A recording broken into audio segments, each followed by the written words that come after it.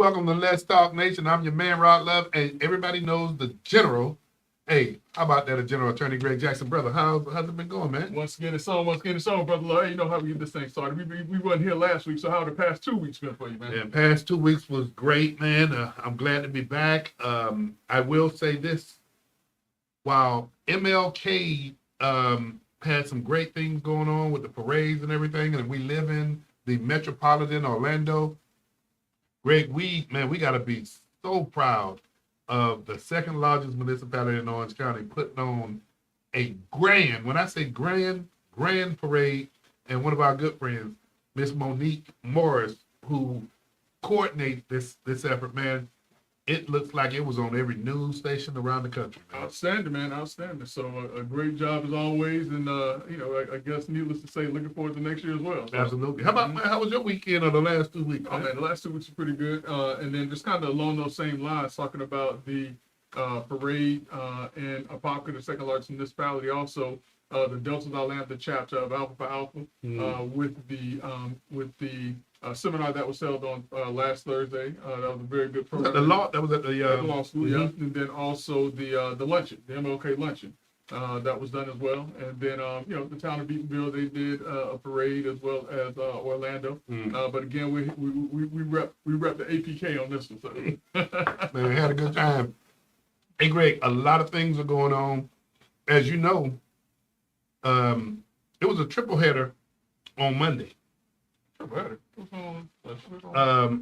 That was MLK's Day. Oh, okay. Yeah, I got you. I got you now. Then we had the national.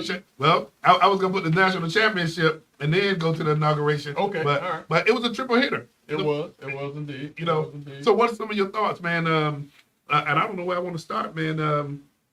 We know we covered the parades already. Yeah, so we talked about MLK, and what I also lovingly refer to as Civil Rights Day as well. Okay. Because as we talked about, there were a number of individuals who gave their lives and lent their talents to the civil rights movement. And so in addition to Dr. Martin Luther King, who has become the forefront of the civil rights movement, also to the other individuals who gave their lives in the pursuit of rights, civil rights for all individuals. So I had an educator, Greg, follow up with me. And they said that they actually loved the fact that when we actually did the show in recognition of those who gave their lives for civil rights, that we opened it up from the perspective that it wasn't a concentration of just black. Listen, you can't have a concentration where it's just African Americans. There were a number of individuals from various walks and backgrounds and hues and colors who felt that what was taking place in this country was an atrocity. And so, I mean, not just people here in this country. Remember, there were others across the world. And that was the beauty of television and radio at the time. It's because for the first time, because remember, we weren't as far removed from slavery as people think. You're right. But for the first time, people had a chance to see firsthand the atrocities that African Americans were facing in this country. Because now, as opposed to reading about it and hearing about it, they were seeing on television the water hoses being turned on people, the dogs being turned on people, the billy clubs that were being used to do things to people. And so people across the world were saying, this has to change. Well, you know, I got it again from an educator, and I was thinking that this educator was trying to butter me up because I hadn't played golf in a long time. And he said, man, I just love the fact that you guys really mixed this thing up and made us think out of the doggone, box, so to speak, that here's where it's at, that while we've come a long way, we've had partners with us to help us. So, I mean, but listen, another thing too, if people really and truly want to think about it, as much as people say about this country, we have had a black president in these United States. Yeah. All right. We have had a female vice president in these United States. No, let's see how careful I was with that. That's all. Because I still don't think that she is African American. I'm gonna stick with that. But we've had a female president in this country. Barack Obama, who himself is only half black, if he's true to his heritage, and I respect that, never would have become president if it wasn't for the votes of other folks who did not look like him. And so people have to understand when they say, oh, this is a racist country and it's not ready for this and it's not ready for that. Yeah, we are. We've shown time and time again that we are ready for the right person to be in place. Barack Obama was elected twice. as an African American male to serve as president, the leader of the free world. Kamala Harris could have and had the opportunity to become president of these United States, but for a failed candidate. You're right. Hey, Greg, you bring something up, and I want to stick here for one quick second because it's important that you evaluate where you get your news from. Yeah. And I saw this in a couple of different places on major media networks. And what I saw was, of course, man, Greg, we're going to get into some of this, but I saw where there was a United States House of Representative member who is actually proposing legislation so that President Trump can actually exercise and run for a third term. You probably heard. I ain't heard nothing about that, Okay, but I wouldn't have paid it no mind. So I'm looking at these news reports, right? I'm looking at these news reports, and the headline is this representative proposes this legislation which would allow but also prohibit former President Obama from running, right? So I say so. Okay, I saw this in a couple of different places. So Greg, what I do is I go pull the information as to what this legislation says, and it doesn't have Obama's name anywhere on this thing. But what it does have is some language that talks about past presidents who have served 2 consecutive terms, which denotes Clinton, which denotes Bush, which denotes Obama. But the headline specifically just said Obama. So you got to watch where you get your news from because the picture was already painted. I mean, but the legislation is of no consequence. Correct. Because the Constitution already speaks to that point. Correct. But So, and just kind of going back to my point, you got to watch and evaluate where you get your news from. but listen, while people are watching and evaluating where they get their news from, but we need to remind them that they are tuned in right now to 2 of the most influential voices in Central Florida on Monday Night Podcast, Brother Love and Greg Jackson, the dynamic duo guaranteed to raise your IQ 10 to 15 points. And on some nights, Brother Love, we go into 25 to 30. If you want to be a part of the night show, you can hit us on our Facebook page. All you got to do is get your little Twitter fingers together. Just go click, and we'll respond to you. Or you can call us at 321-483-7002 to talk to Brother Love and Greg Jackson, the dynamic duo and 2 of the most influential voices in Central Florida. Brother Love, let's Get it on. Boy, I love that. Hey, speaking of that, and I'm just honored, Greg, and I know you are too. Yep. We got a call last week from a state house representative that asked us if we would actually serve. And hey, we're not even into February yet, but we're honored to being asked to serve on the Black History Month committee that will be engaging. I think it's going to be a luncheon, right? Yeah, over in the historic town of Eatville. as a Yeah. matter of fact. So man, excited about that, and once the invitation goes out, man, I would highly encourage you to come out and just network, meet some folk that you haven't met before, but you're going to be hearing more about this agenda. Network, support, Yeah. but also learn. I mean, this is a good opportunity to learn, possibly some things that you don't know about African American history and different things of that nature. So, you just kind of intimated. You want to mention who? Yeah. I'm sorry. I didn't listen. I didn't break my secret decoder for you, but I didn't know we had to keep it secret. And that is Representative Bruce Anton, State of Florida State House member, who's also hosted this show Yes, he has. And before. has done an outstanding job. He is he's a very bright young man, and he is also very entertaining. I'm not saying that to say he's like stepping in fish and all that, but I mean he knows how to put words together and to tell a story, which is always good. And he shoots from the hip. Yes, I he love does. that. I love Yes, he that. does. So Greg, man, we're in round 2 of a new presidency for Donald Trump. Oh, wait, now hold on. I don't know if you're going to do it yet because you said that we had a trifecta last Monday. Oh, that's right. We Okay. got to the parade. We got to the parade. All right, now we also got the national championship game. Who played in that game? I don't know. Notre Dame and the Ohio State. I don't know either one of those teams. Is that like a high school team? Oh, there you go. There you go. Hey, what team do you see? Hey, that's an opening. That's an opening. Oh, listen, I'm never ashamed. You of never my ashamed? Florida State Seminoles. What y'all talking about? We went 16-0 this year. Hey, y'all did get one good thing that took place about a month ago or so. The recruiter that Deion Sanders was able to recruit to become the recruiter for the University of Colorado. Oh, he's coming to the state? He left University of Colorado and took the job as being the head recruiter for the Florida State University. Good. Listen, man, we need some help. I'm not. Y'all need a lot of help. What did y'all do? Y'all won 2 games this year? Was it 2 or 4? I can't remember. It was more than 2. Oh, I know Doc gonna look that up. Listen.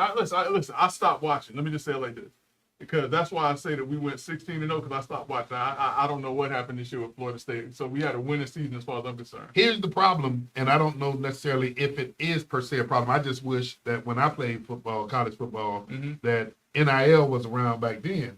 But Ohio State won that game against Notre Dame. They did. Their Yeah. freshman wide receiver, last name is Smith. I for whatever his first name eludes me. He was the game changer. Guess what's happening right now? What? He is being recruited to another college that wants to give him More a money in NIL. $4.5 million a year Listen, NIL deal. Listen, that's what I don't like Yeah. about NILs, and that's why this thing has to be regulated. Because, I mean, listen, despite what people not, well, let me ask this question: is he at the Ohio State University on scholarship? Yeah. Yes, he I mean, is. because listen, if he's there on scholarship and if he decides to go to another school and take an NIL deal, then he needs to repay Ohio State the monies that they have paid for his education. And I think that's what would make it fair in my mind. Listen, yeah, you can jump ship, but if any monies and resources have been given to you and being at that school, you have to repay that money. And you know what? I don't have a problem with that, Greg, but I don't even think that's going to be a problem when these folk are recruiting you like that. The problem I have is this. I don't have a problem, and like I said, I wish it was around when I played. My issue is college football portal is better than the doggone NFL, what do you call it, Greg, trade. Yeah. I mean, you get college that the deal is better than the pros where you aspire to go? Yeah. Yeah. How does... And listen, listen, man, I don't see, and I'm gonna say big ups to these young men because I don't see how they get up and play ball every day if they're making that kind of money. I mean, that's a lot of scratch for a young person to make, and still have that fire in their gut to get out there and keep playing. I just think, and I go back to something you just said, I think, man, it needs to be regulated far better. And then this portal, you go to, and it happened at your school. FSU last year, when they did not get invited to the 14 playoff because they went undefeated, they did not get invited because the committee looked at FSU as not being competitive. Oh, Greg, what is that? 10-2. 10-2. So they did. Florida State was 10-2. So yeah, they won 2 games. But no, let's say it right. They were 10-2. Say it. No, I ain't dyslexic. Hey, I'm not dyslexic. They were 2-10, y'all. They were 10-2. That's right. Good job, Doc. I see it. 10-2. Florida State was 10-2. Hey, I'm not dyslexic. but Greg, do you realize that they were undefeated the year before? Yeah. And a lot of their players actually went into the portal and went to other teams. Well, not just the portal. They also went into the draft. That was the year that a lot of players went into the draft. But yeah, some went into the portal also. But and it wouldn't have made sense because Florida State was high on the hog at that time too. Yeah. But yeah, a lot of those players decided that they were going to go into the NFL, and so it left the team depleted. Not to mention our star quarterback was unable to play. That also diminished their ability to make it into the playoffs or into the big game. But yeah, you just said something, and I don't want to belabor this, but you just said something about reimbursing the school for scholarship. Yeah. Greg, when these guys get there, you figure what is a year's worth of education and housing at a institution such as Florida State? What do you think? Maybe 20,000? I think on a conservative estimate side, if you're talking about housing, books, food, and tuition, I think you're probably at $20,000-$25,000 a year. And so if a school is recruiting you to come to their school for $4.5 million, you easily work that in the deal. No, don't work that into the student that's leaving has that, and the school can't pay it. So the NIL, whatever can't pay. The student that decides that he is going to, for lack of a better term, breach his contract for loyalty to a school needs to pay that out of his or her own pocket. Period. Okay. I mean, and if they do that, I think that's fair. Okay. But can I hit you with this then? Sure. What is his name, Greg? You know him because he was a Florida State coach. He went to Texas and walked away. Oh, you're talking about Jimbo. Jimbo. Yeah. And see, that's why I have heartburn over it. And I know we're talking apples and oranges, players going to get education versus somebody who's being actually the CEO Mhm. of a company being the football team. Yeah. But man, those deals that coaches get now, man, is like incredible in and of itself. Listen, I think that football coaches are state employees or municipal employees, and that they should not be making that kind of money. I mean, Period. I mean, but that's just me. Now, if they're making that money off of endorsement deals and things like that, fine. That's money that they're making on their own before school and boosters to come up with the type of money that they're paying these coaches. but that's where it's I've coming never- from, isn't it? Don't you For the think? most part, yeah. For the Mhm. most part, I've never been a fan of coaches making, $2, 3, 4, 5, $6 million a year. I just haven't. But listen, I mean, it's up to the schools and how they want to spend their money. Football is one of the largest generating For athletics, for activities. college athletics. It pays for other sports. Yeah. I mean, well, not just athletics. I mean, a school period. Mhm. The money that is generated from football. So, I mean, I get it, but there has to be some way that, when these coaches leave, what impact they have had, that needs to be addressed too. Yeah, it's a lot of oil wells in Texas because Jimbo left with $90 million. It's 90 or 75. It's a lot of money, whatever. It is. Yeah. Whatever. It's more money than what I made last year. But yeah, that's the point. Okay, so we went to two of them. Here's the third trifecta. MLK national championship. Well, Ohio State won, which was actually a very good game. Yes, I yes. saw this. And listen, big ups to Notre Dame also. They played a heck of a game. Oh, they did. played a heck of a season to get to where they were. I think the 12-team playoff makes a whole lot more A sense. whole than lot more sense. Yeah. A whole lot more But Greg, so the trifecta and the third thing that was global that took place on that very same day was the presidential inauguration of Donald J. Trump. Greg, in the history. And I think 45th/47th president. Yeah, yes. But Greg, you covered that on the show some time ago because the question was, do we have a line of presidents that have run for re-election after not being, I guess, a break, if you would. Right.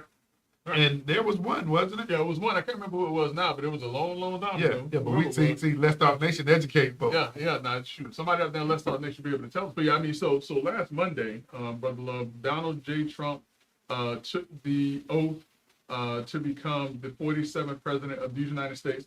Interestingly enough, from what I understand, he used two Bibles for his inauguration.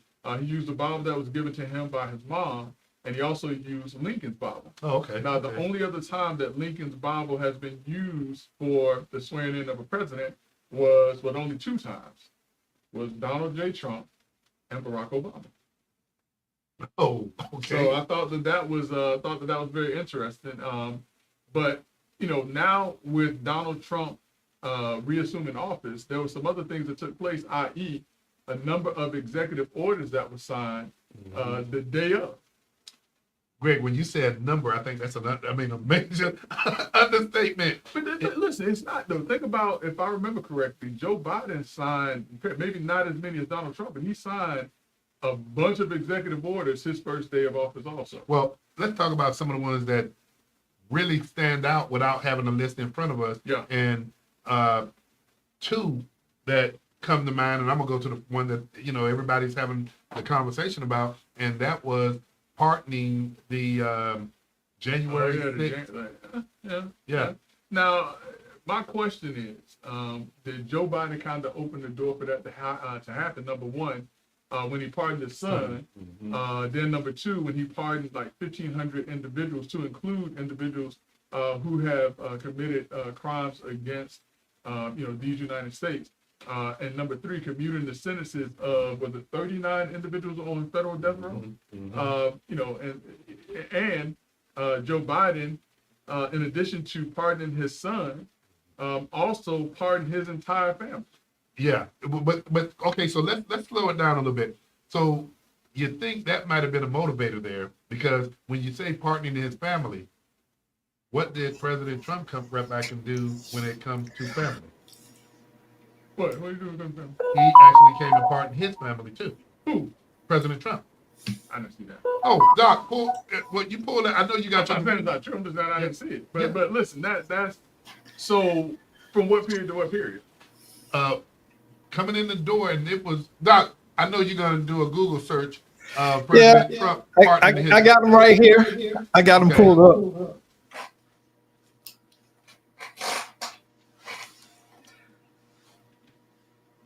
Is Doc gonna be the fact checker tonight, man, or what? Yeah. So I got them pulled up for you.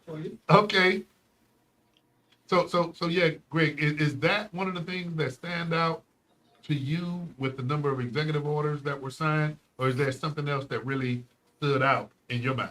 I mean, not so much the number of executive orders, but the the nature or the context of the executive orders. Okay. Because some of them basically did what other presidents have done, which is to reverse certain policies that a prior administration may have put in place. Like say, for instance, Joe Biden, when he came in, one of the executive orders that he did was to halt drilling. The pipeline, yeah. The other thing was had to do with I can't think of it right off, but there was some other the tax situation. So I mean, a lot of presidents come in and they change things that way. But now, one of the ones and one of the executive orders that Donald Trump signed was an executive order to address birthright citizenship. Mm-hmm. Mm-hmm. And for those who don't know, birthright citizenship means that if someone comes to this country, even illegally, if they have a child, then that child is a citizen of these United States. Now, Even if the but- parent but- is But Go ahead, isn't it enshrined in the Constitution though? So that it makes it non-active, what Trump did. so what he said is, and this is, listen, this is where Black folks have benefited a lot of people without even realizing it, because you have to realize when that amendment was put in place was shortly after the Civil War. And basically it was put in place to say that individuals who were slaves, that if they were born in this country, then they were now citizens as well. What individuals have done, particularly those who come to this country illegally, they have said, well, that applies to me also. I'm not here legally, but my child was born in the U.S., and so my child is a U.S. citizen. And so what the Trump administration has done is they've challenged that. And they've said, well, no, the true intent of that constitutional amendment was to make individuals who were here in this country under the guise of slavery, that they were now citizens, but now you're taking it Right. and you are now fast forwarding and saying that anybody who's born in this country is now a citizen, and it doesn't make sense. If you look and you go to any other country in the world, Yeah. they do not have that provision. So why is it that has now been misused in much the same way that a lot of, I'm not going to say a lot, in much the same way I that don't other things that benefit African Americans are now used to benefit other people? But I don't understand the problem with us enforcing our laws about immigration, because Greg is absolutely correct. You pull that crap across Europe, you're gonna be in some serious trouble. You will be on the hottest thing smoking back to wherever you Yeah. came from. It's just not that. It's not that accepted. So why are I we mean, willing to unless you're accept? going to be on the hottest thing smoking after they put you in the jail for a little bit of time to cool your heels. the cool, Yeah. but Greg, if you would, from because this has already been in court, right? So what has happened is a group has taken this issue up before a judge, I want to say in the state of Washington, is where I want to say that they have taken this up. And the judge in the state of Washington has actually put what they call a temporary stay. He stopped any action being taken on that executive order to allow some time for this to be addressed. If the argument by the Trump administration is well received, and they look at the true intent, because remember, when we look at laws, what people don't realize, a lot of times we go back and we look at the legislative intent of a law. And Yeah. if they go back and they look at the true legislative intent, and the true legislative intent is as they say, then, listen, Trump is right. If the true legislative intent was to cover any and everyone who comes into this country 200 years later, then the other people are right. Okay, so on that note, and I want to give a real life example, Doc. This kind of falls into our conversation earlier about being able to put your hands on something tangible. Right. Well, United States, under President Trump now, was actually sending undocumented immigrants 2 plane loads. If I Greg, know where I want to go. Two plane loads back to Colombia, and the president of Colombia said, "No, we're not going to allow United States planes to Wait, land. they sent them somewhere else first, and then Columbia said that they couldn't. Correct. What was the first place they sent them to? And the only reason why I ask is because apparently the people.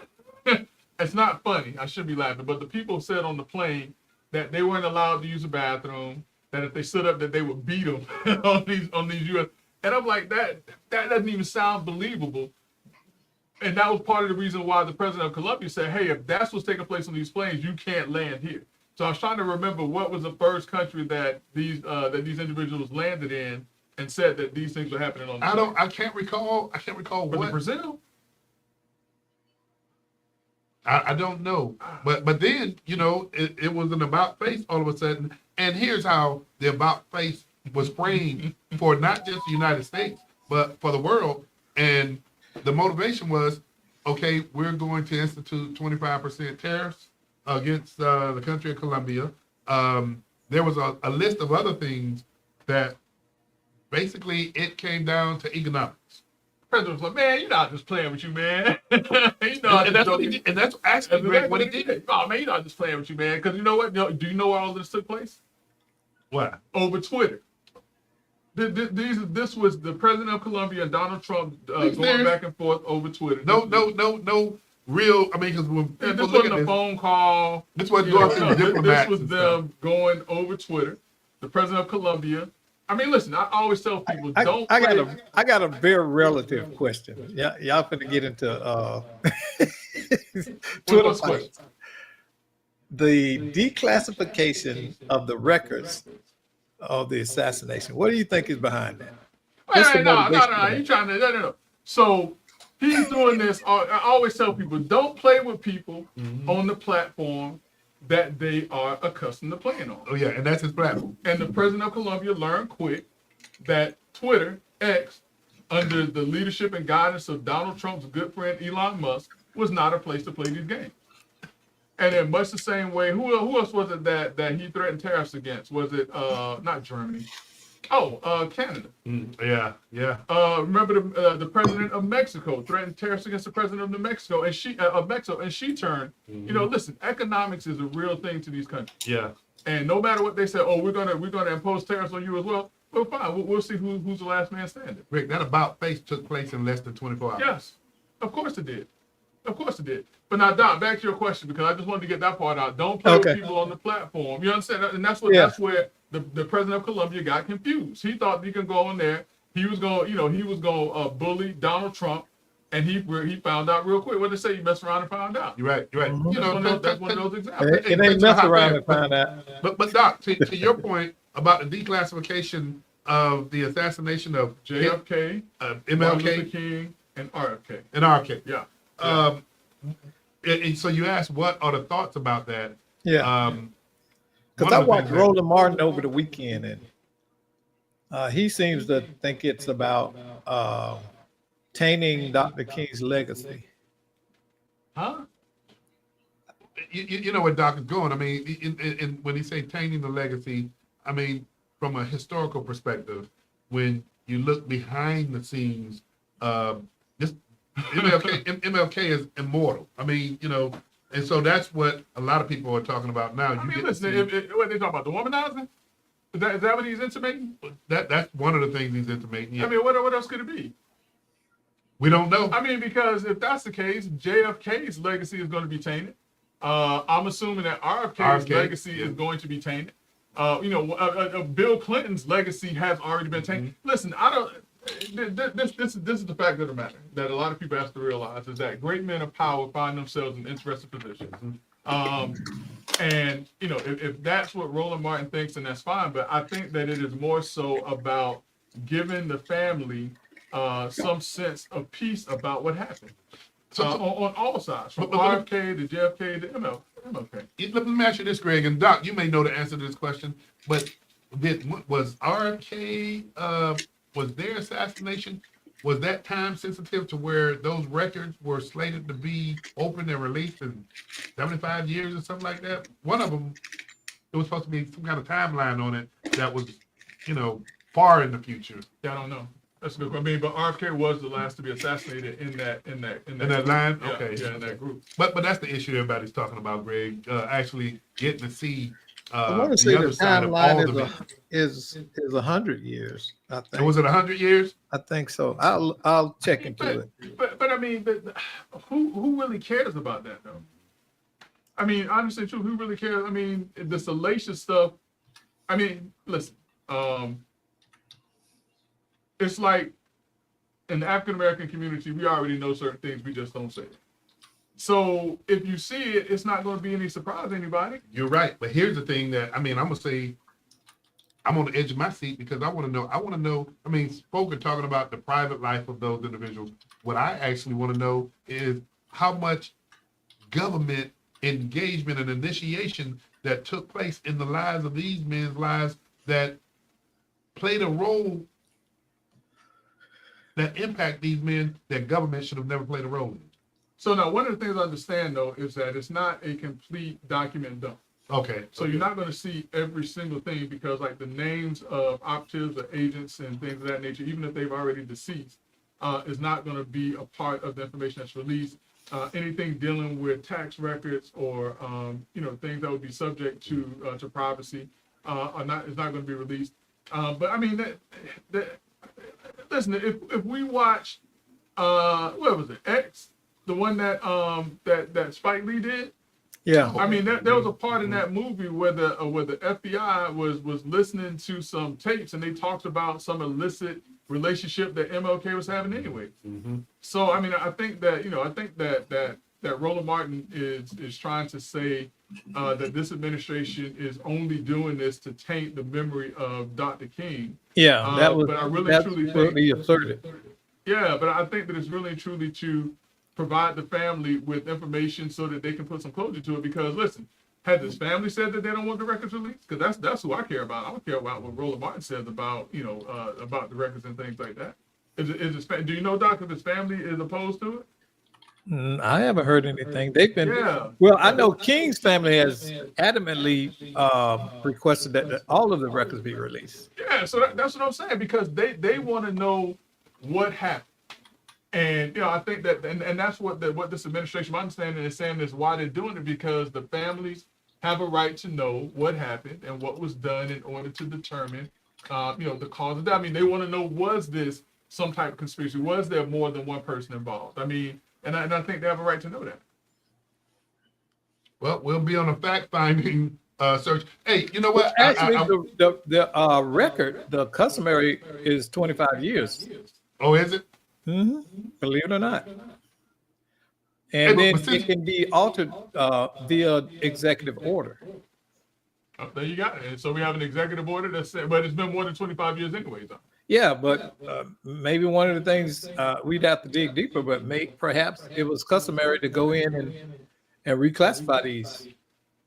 With Hey, each Brother Jackson, administration. don't let me get too far down the road. Yeah. But are we at the point to have a discussion about DEI yet? Oh, yeah, I was at a point where we have a conversation about DEI. Because we were I was at having, that point. me, Doc, and you were having that conversation earlier off air, and we were having a conversation to the extent of who does DEI really impact? That's a great question, and I will say this. So let's have this conversation real quick, because when I hear DEI, and in particular as it applies to the African American community or to African Americans who feel that it applies to them, first thing that comes to my mind is what? Affirmative action. Yeah. All right. Now you all remember affirmative action was put away with. Y'all, everybody remembers that, right? Mhm. Right?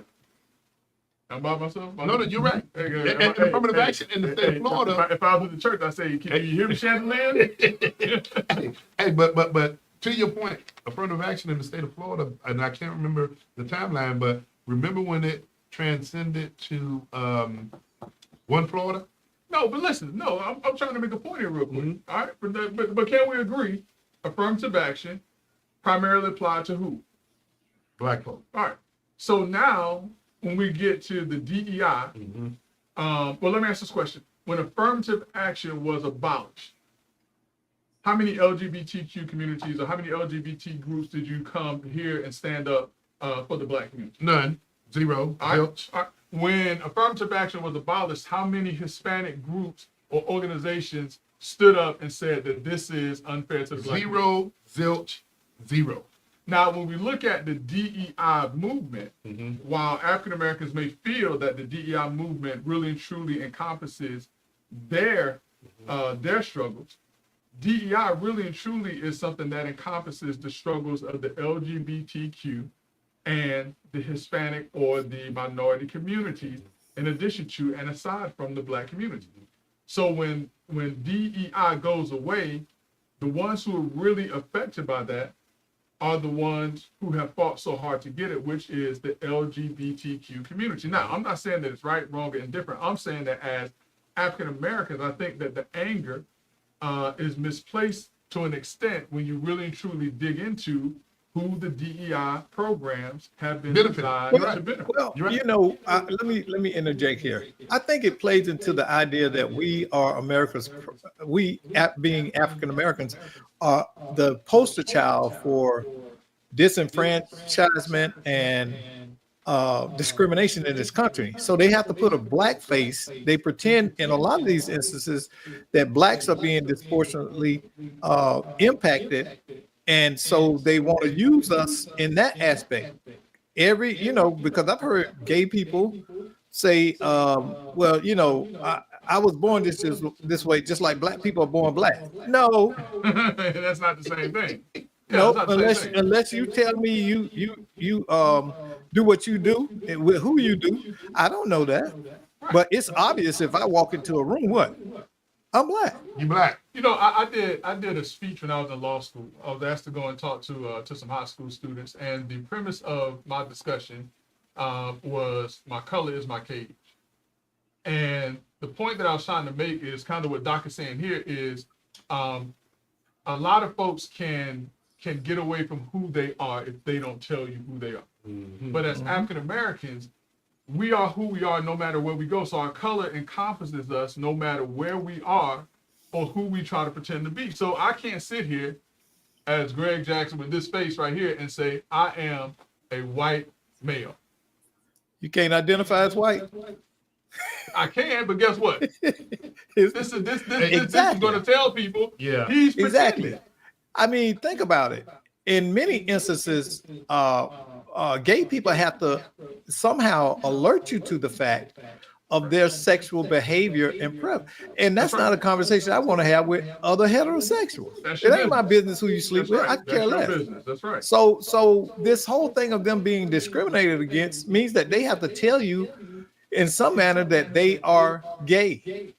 I don't need to know that. Right. It doesn't make you special. I wouldn't know and I wouldn't care anyway. Exactly.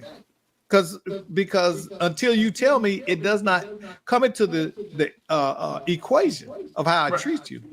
Right. That's right. And you know who else I think should be upset by some of these conversations, to be honest with you? Who's that? Our Hispanic is the Hispanic community.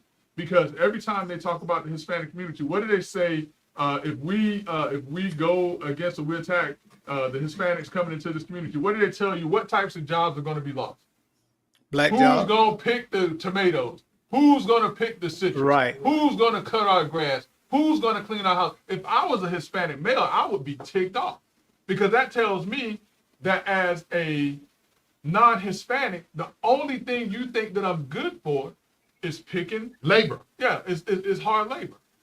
And just like African Americans, like what Doc is saying, every time we have conversations about African Americans, it's a conversation about struggle. It's not all that for us. And we should be highly offended when people try to paint us in this box of, oh, these poor, lowly black people can't do anything for themselves and we got to do everything for them. Exactly. And Doc, and Greg, you said something, man, that it was so poetic when you talk about you went to a high school and spoke, and the title of it was "Your Color Is Your Cage." Mm-hmm. I want to read something. My color is my cage. My color is my cage, a story etched in pain, a prism of resiliency through sunshine and rain. They see me, yet don't see me, a truth they fear to face. I wear my strength with pride, despite this narrow space. The bars are made of solid and bias and disdain, but I rise above the limit unbroken by chains. My color is my canvas, bold and unconfined, a cage that fused my fire, my spirit undefined. Who wrote that? I'm not gonna tell you. When they write it? That's Maya. No. I see what that is. You see? Who wrote it? You like that? I like that. Oh, Doc, you about to be mad, bro. Oh, you about yeah. you about to be Yeah, mad. He said that's my. Hey, tell him who it is, man. You got to know who this is. Hey, that's why I love open AI, baby. Yeah. Yeah. I like that. Okay. All right. I like Well, that. we got the poet laureate of LTN. Hey, but you said that, man, Yeah. and boy, Listen. you ain't lying. But now wait. But that tells you, look at AI. It assumes what? It's a struggle, Yes. and that's a bias. It assumes it's a Because struggle, it's- but also you know, it talks about struggling through that pain. Mm-hmm. But think about this: how much of media is slavery porn? That's what I call it. Oh, it has to be. Oh, listen, you know- that sells. That sells for them. Yeah, but why? Why do we You know, need Doc, to you know, victimize or be re-victimized? Or is it a craving from another group to think about the good old days, or wish for them, or what? I'm tired of listen, seeing slavery porn benefits- myself. Who benefits from any group feeling as if they're victims and in need of help? Who benefits from that? The victimizer, the dominant group. But you know what? I think that's why it's so critically important. It's also conditional. It's classic conditioning. But it's conditioned. But Greg, it's something that you talked about a few weeks ago. And when I say you talked about, when there was this embracing of, there were more folk coming to aid when you talk about civil rights than folk that just look like us. We were going to have this conversation also about time to revisit wealth, and how does that coincide with, let's just say it, the Black community? You can expect to say in business, if the only people walking through your doors are people that look like you. But you can't now. You can't now. And that's a part of the conversation we're having, because prior to integration, when the African American community only had itself to depend on, the only folks you could rely on to keep your doors open were the ones who looked like you. It wasn't until after integration, when Black folks saw that they could go into Woolworths downtown and not sit at, and couldn't sit. You at remember the white- Woolworth? The one, Woolworth. Okay. Not the 1950s. They Woolworths. go- You know they had Woolworths in the 70s and 80s now, so they ain't going back. Yeah. I mean, the Woolworths has been around for a minute. But when they realized that they could go and sit in these establishments, they abandoned the same community that supported and sustained and upheld them throughout years of oppression. And that's why in the 1919s, the 1920s, the 1930s, the 1940s, the 1950s, African Americans owned more land, more businesses, more banks, more pharmacies, more you name it, than they do right now today, despite the fact that the spending power of the African American community combined is $1.3 trillion, which would constitute the 13th largest nation in the world. Integration broke the Our community. sustainability of our community. Yeah, it broke our community. Because we had no common thing that joined us all together as a community. So have the conversation when you talk about Black Wall Street and fast forward today. But you can't have the conversation about Black Wall Street and fast forward to today, because we're not going to have that. But listen, listen. I ain't going to be crazy about this. But listen, I might be crazy about it. I'm not saying I'm going to be crazy about this thing, because, I like nice things, but that doesn't mean that if we had a Black business that had a distributorship with these luxury brands, that you could not sell it from a Black store. If you had a luxury brand Black store that you can sell the stuff from, then yeah, we could support inside of our own community. But isn't it counterproductive to announce something as a Black business? I'm business. Period. Your money is green.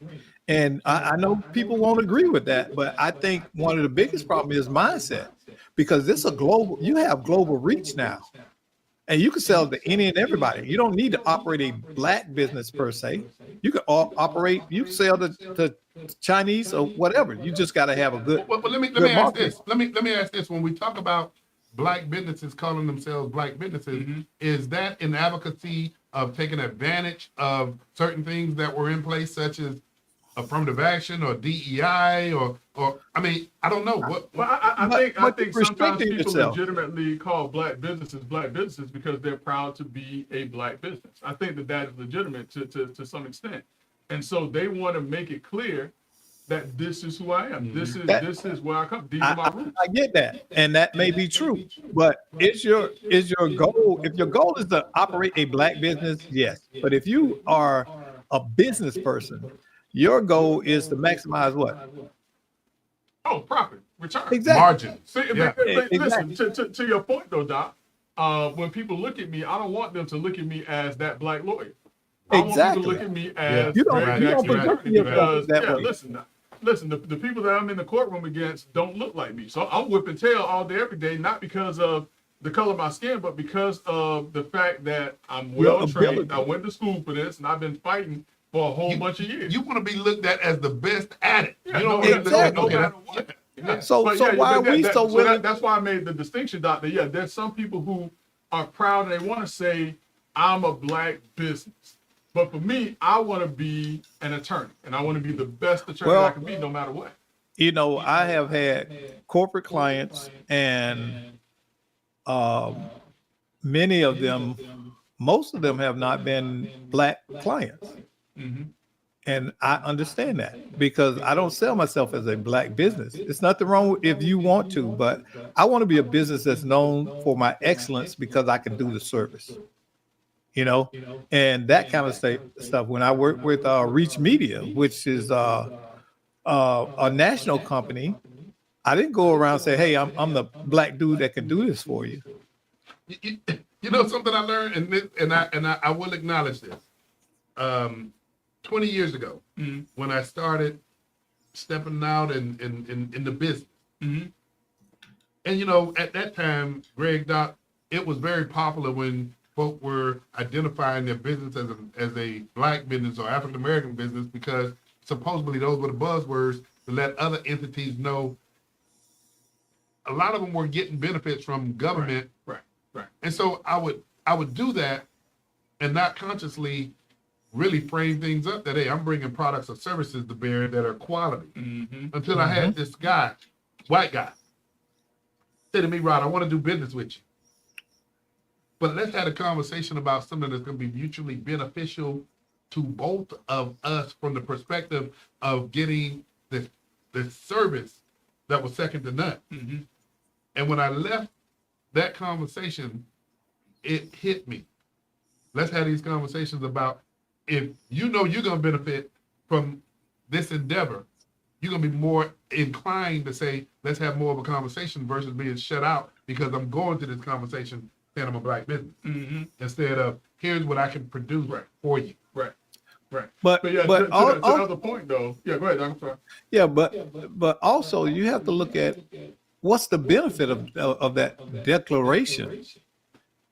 Especially if you're not one that are trying to get these set asides. If you're just out here and you're operating a business, what is the benefit of declaring yourself a black business? Are you saying that you only serve blacks? Because you have to think about that. These are business decisions that you're making. You're not making lifestyle, you're making business decisions. I want to sell to everybody that wants to buy my product. You want to increase your margin. I would rather, Bottom line. yeah, I would rather tout, like Greg said, he can sell his ability based on his record and his knowledge, not the skin color. Yeah. And I think we do a disservice. A lot of black people get upset about this, but I'm trying to teach them. We do a disservice to ourselves because it makes us diminish what we are a lot of times. We say, I'm a black this and I'm a black that. But let's have the other part of that conversation and have a conversation about why it is that they have to do that. Because I think that you made a good point in that at some point in time, there had to be certain money set aside because Black businesses weren't being Right. given certain opportunities. And Right. so they have to identify and distinguish themselves as such for the benefit of getting certain set asides. And so, the realistic aspect of it, because I don't want, some of our brothers and sisters to think that we sitting here and that we speak with proper English and we got our suits and our ties on and we've forgotten the struggle. But the truth of the matter is that there are sometimes businesses that are cut out because the individuals who run those businesses are Black or Hispanic or whatever the case may be. So there had to be some identifier to say, hey, listen, and I hate to say it this way, but for lack of a better term, hey, listen, we deserve a seat at the table, and we deserve to have certain things set aside for us as well, because if you don't set it aside, no one else will. And Okay. I think it comes back down to that saying about actually being allowed or figuring out how do you get inside that corporate boardroom to have a conversation. Right. Quality product. Okay, I'll give you a classic example. Y'all heard of Slutty Vegan? No. Slutty Vegan is a business started by a young Black woman at 26 in Atlanta. She is now a multi-million-dollar, approaching billion-dollar corporation, and she's opened these Slutty Vegan stores all around the country. Her sales point was that I will make the healthiest and best vegan fast food. Okay, she didn't default to getting all of these things. She went to corporate America and she had her business plan and everything together in a presented way that is standard in the industry. You see what I'm saying? Yeah, Doc, I don't want to run out of time. I hear what you're saying, but I got 2 words for that.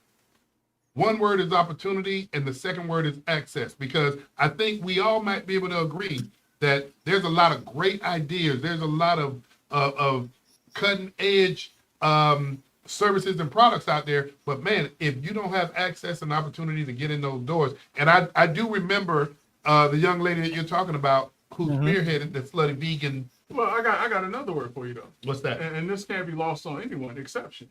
Because for every one of the Slutty Vegan operations that you name me, I could probably find 10 to 20 other white businesses that are doing the same thing and probably didn't have to take the path that she took.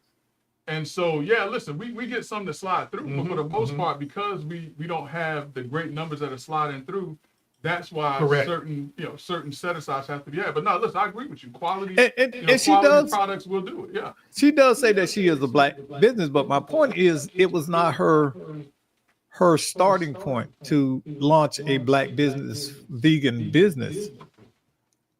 She was doing quality. Hey, before we run out of time, Doc, Greg, when should you retire? And that article that you sent, it referenced the CEO of the BlackRock? Yeah, billionaire. Speak to that if you would. So listen, the question is, Doc, did Doc see this? Doc, did you see this? Yeah, so I'm already retired, so the it don't apply to the me. CEO of BlackRock. But now the CEO of BlackRock basically said that, while people should be able to retire, he doesn't understand why anyone would want to retire at the age of 62. And in essence, what he was saying is that, as long as you're able to work, you should be able to work and you should work. You shouldn't let an arbitrary number say that this is the time period that you just back away and you start working altogether. Now, me personally, and my wife, she's upset with me about this. I basically said, look, I'm going to work until I can't work anymore because I enjoy working. I like the challenges. I like being out. I like the fight. I like all of that stuff. And so I don't mind working. Whereas some people say, when I turn 62, that's it. I'm done. That's not me. I don't see myself being done. Or 65. And I'm from the same perspective, but it's a different twist for me. For me, it is, I don't know, I have this phobia that if I go to the house and start sitting on the porch, psychologically, I think, man, I'm contributing to the acceleration of my deterioration. Yeah. No, you're not. I've been retired since I'm 55, and I'm actually busier. A lot of things that I do, I'm doing for self, and that. So you're not retired, though? So you're not retired. I am. I No, consider you start when I working on don't work somebody's job, you can't when I retire. don't work for somebody, that to me that I have a choice. You understand? That's what I mean by retire. For me, I have a choice whether to be in the workplace or not. And I chose not to. In fact, Greg, he's not retired. He's not retired. Yeah, he's not You're talking retired. to yourself, Tom. Yeah. but you know, I'm not retired in the sense that because y'all know I like service. I like serving the community and helping people. That's my thing. So I consider that as more a ministry than a job. You understand what I'm saying? Greg, the things that he does with FEC, he's not retired. Yeah, yeah, yeah. Yeah, try that somebody. But else. Hey, but- hey, hey, hey, but- hey, hey, but try I out somebody love else. that. yeah. Hey, we got 3 minutes left, or barely 3 minutes. But Kamala Harris campaign knew she didn't have a chance of winning. Greg, go ahead. Give it to So Doc, I don't know if y'all remember, if people remember, but the whole time that Kamala Harris was running, I was saying that she had a snowball's chance in purgatory to win, and people kept saying that I was against Kamala Harris, all this other stuff.